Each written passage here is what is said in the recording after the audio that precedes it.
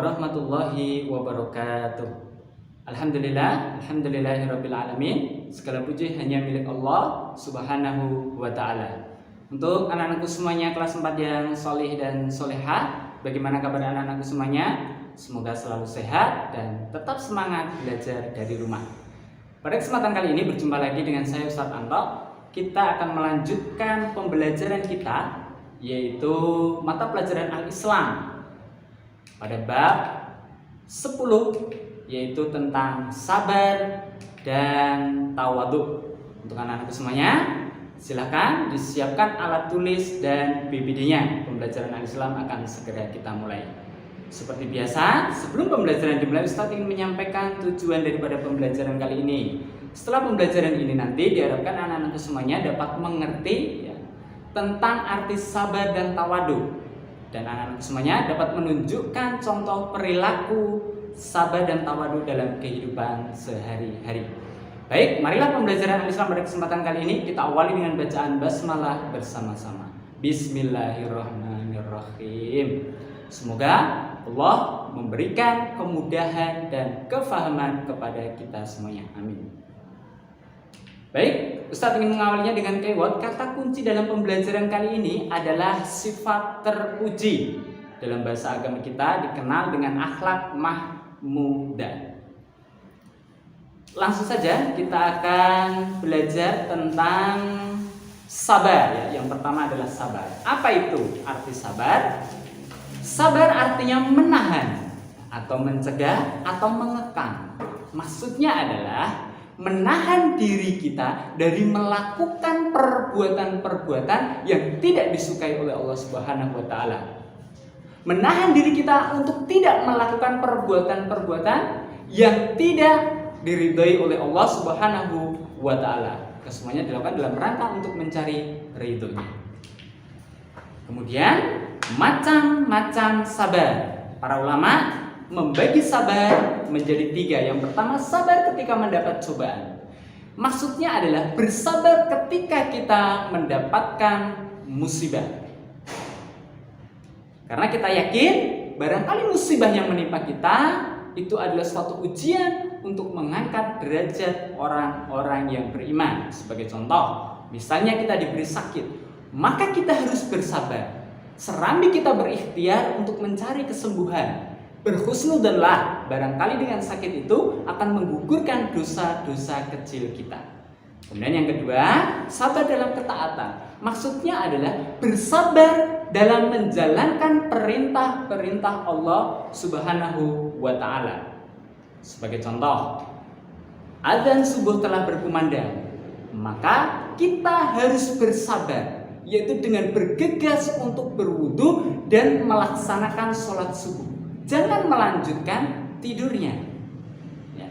Sabar dalam hal ini untuk menguatkan diri kita di dalam ketaatan kepadanya atau kepada Allah Subhanahu wa taala. Jika kita tidak memiliki sabar dalam hal ini, maka pasti kita akan terlelap melanjutkan tidur kita.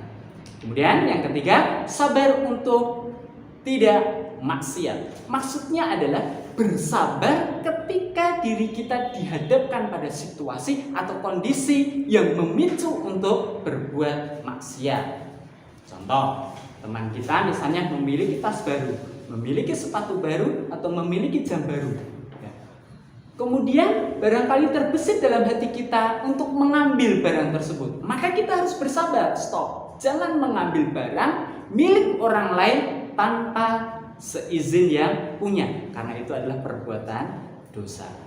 Kemudian manfaat sabar, ya. Sabar ini memiliki banyak sekali manfaat. Namun di sini Ustadz sebutkan yang paling utama, disebutkan dalam Al-Qur'an surat Ali Imran ayat 146. A'udzubillahi minasyaitonirrajim.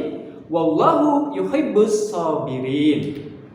Dan Allah Subhanahu wa taala menyukai orang-orang yang sabar. Jika kita ingin dicintai Allah, jika kita ingin disayang Allah, maka hadirkan sifat sabar dalam diri kita. Baik, untuk sabar sudah selesai. Kita masuk ke sifat terpuji yang kedua adalah tawadhu. Apa itu tawadhu? Tawadhu artinya rendah hati.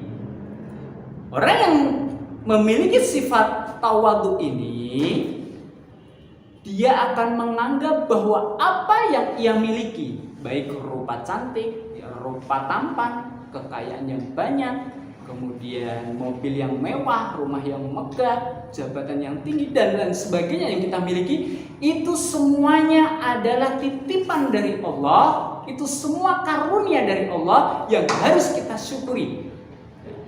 Tidak lantas membuat diri kita sombong. Kemudian lawan dari tawadhu atau lawan kata tawadhu itu adalah takabur atau sombong. Hal ini terkadang orang melihat dirinya itu berlebihan, itu adalah sombong.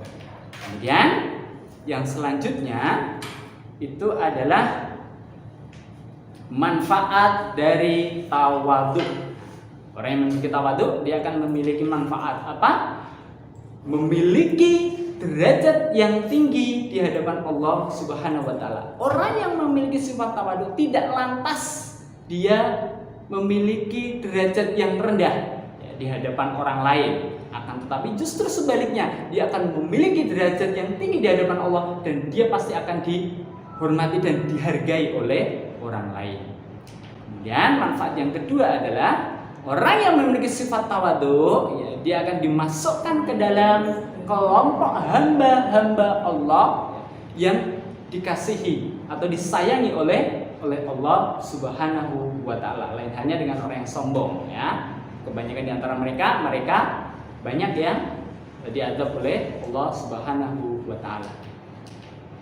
Kemudian yang selanjutnya, contoh perilaku tawadhu dalam kehidupan sehari-hari.